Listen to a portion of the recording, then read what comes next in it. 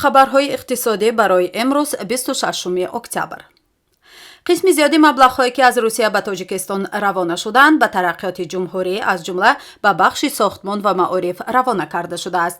Дар соли 2021 Тоҷикистон ба яке аз бузургтарин дарёфткунандагони кӯмаки Русия табдил ёфт. Дар ин бора дафтари матбуоти сафорати Русия дар Душанбе хабар дода навиштааст, ки дар соли 2021 кӯмаки Русия ба рушди кишварҳо тибқи лоиҳаи Созмони ҳамкориҳои иқтисодӣ ва рушд 1 миллиарду 192 миллиону 100 ҳазор долларро ташкил дод.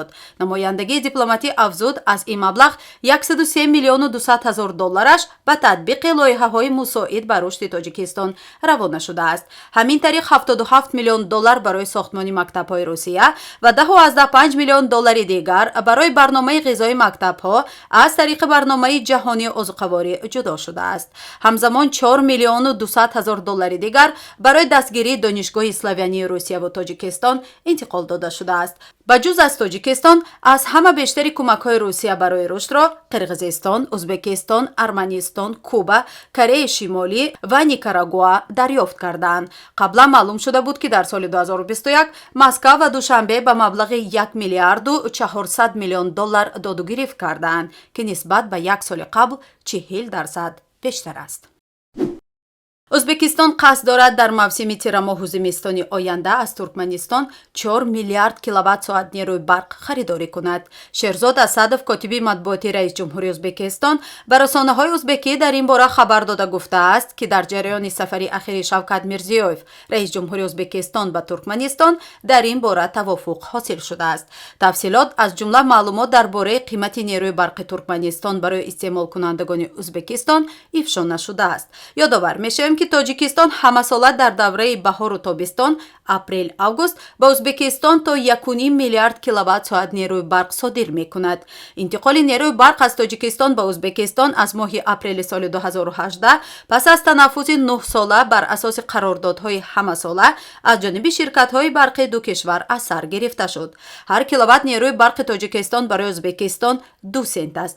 тарофаи поин барои Ӯзбекистон ба он аст, ки Тоҷикистон дар навбати худ гази табиии Ӯзбекистонро бо нархи арзон қабул мекунад. дар Туркманистон тақрибан 90% нерӯи барқ дар нерӯгоҳҳои ҳароратӣ ҳосил мешаванд ва дар Тоҷикистон қариб 95% нерӯи барқ дар нерӯгоҳҳои барқи обӣ истеҳсол мешавад. ба далели кам шудани об дар фасли тирамоҳу зимистон, Тоҷикистон дар фасли сармо ба камбуди нерӯи барқ мувоҷеҳ мешавад. як ҳайат аз Тоҷикистон аз корхонаи худравсозии Минск ва таъсисоти Белаз боздид кардааст. ҳайати Тоҷикистон бо сарпарастии Шералии Кабир, вазири саноат ва технологияи навини Тоҷикистон, аз корхонаи худравсозии Минск МАЗ ва корхонаи Белази Беларус боздид кард. ба иттилои хабаргузории Беларус, Сергей Никифорович, мудири кулли Белаз, меҳмонони Тоҷикистонро бо фаъолияти ин ширкат, сохтор ва зарфияти тавлиди он ошно кардааст. ин дар ҳолест, ки ҳафтаи гузашта намоишгоҳи ширкатҳои Беларус бо ширкати Белаз дар Душанбе баргузор шуда буд. қарор аст бар асоси натоиҷи сафари ҳайати Тоҷикистон ба Беларус нақшаи роҳи тавсеяи ҳамкориҳо таҳия шавад. нархи арз.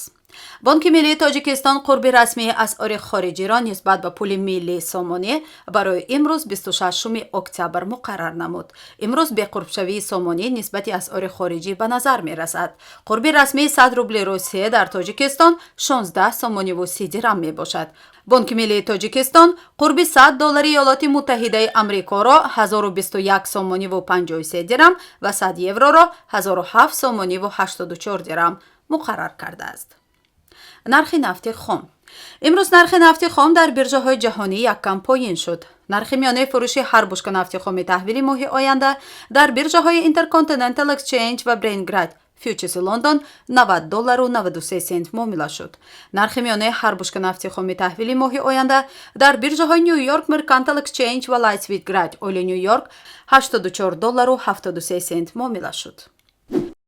нархи тилло. қурби тилло дар биржаҳои Лондон субҳи имрӯз 1657 доллару 81 сент барои 1 унс таъин шуд.